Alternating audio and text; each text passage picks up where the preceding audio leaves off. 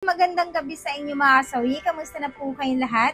Unaway nasa mabuti kayong kalagayan at mag-iingat kayo palagi mga kasawi. At syempre magbabasa tayo ng ating mensahe sa ating galing sa isang lalaki.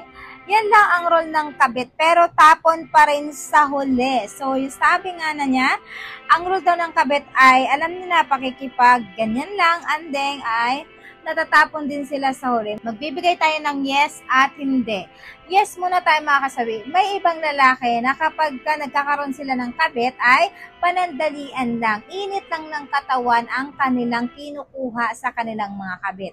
Kumbaga yung mga hindi na ibibigay ng legal wife na asawa ay kinukuha nila dun sa kanilang kabit. So kung nalaman ng kanilang legal wife na asawa ay iniiwan nila ang isang kabit. Kasi nga syempre mas mahal pa rin nila ang tunay na asawa. Ayaw nila na masira ang kanilang pamilya. At higit sa lahat, ayaw nila na iwan ang kanilang mga anak. Kumbaga, dahil lang sa init ng katawan, sa sobrang ilang nila ay nagagawa nila ito na tumikim ng ibang babae. Pero yung ending ay, mahal pa rin naman niya ang legal wife na asawa. So yun yung yes natin mga kasawi na suggestion. Tungkol naman dito sa no, kasi mga kasawi, may mga kalalakihan naman na kapag nagkakaroon sila ng third party or kabit mga kasawi, ay talagang siniseryoso din nila. Alam niyo ba kung bakit? Siyempre, may mga kalalakihan na hindi nila nakuha ang pag-aaruga ng kanilang mga legal wife sa kanila, ay doon nila nakikita sa kanilang kabit.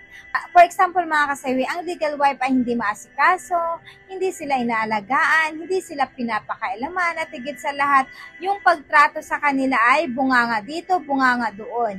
Pero kapag ito ay naka-experience sila sa kanilang kabit na sobrang bait ito, inaalagaan sila, tapos lahat ng gusto nila ay sinusuportahan pa rin sila sa mga ganitong sitwasyon, ay talagang napapamahal sila. Kaya may mga kabit naman na talagang siniseryoso sila at talagang iniiwan din ng lalaki ang kanilang mga legal wife para doon sa kanilang mga kabit mga kasawi. Kaya depende talaga ito sa mga kalalakihan. May lalaki kasi na kahit mahal nila ang isang babae ay tumitikim ito ng ibang babae para lang magkaroon sila ng experience na nakakaibang pagdating sa pakikipagjugjugan.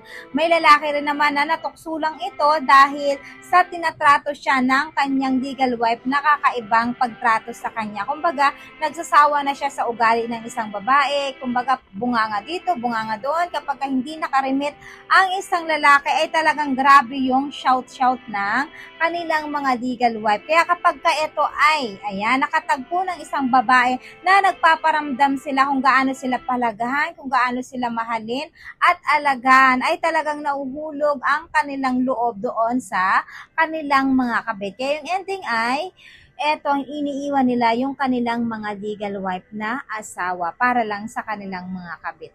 Ayan po ang ating suggestion tungkol dito mga kasabi sa ating sender. Naway naintindihan mo ang ibig kong sabihin. Maraming salamat po sa patuloy na pagsuporta niyo sa akin sa walang sawang pag-share at pag-comment. Sa mga hindi pa po nakapag-subscribe mga kasabi, pwede na kayo mag-subscribe, pwede na kayo mag-follow para updated kayo sa topic ko araw-araw. Magandang gabi mga kasabi. Mahal kayo ng inyong advisor.